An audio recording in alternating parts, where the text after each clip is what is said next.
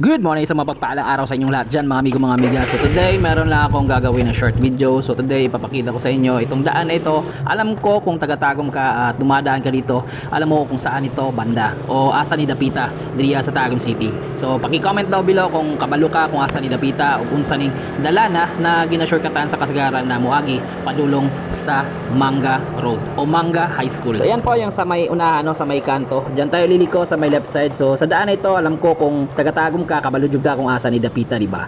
So tanawa na lang ang video. Kung nag-aagi ka diri, sure ko kabalo ka kung asa ni Dapita, di ba? So shortcut ni sa mga kasagaran, no, kung moadto og Manga, kung dili na sa ganahan dito moagi sa may tubangan sa Big 8 Corporate Hotel.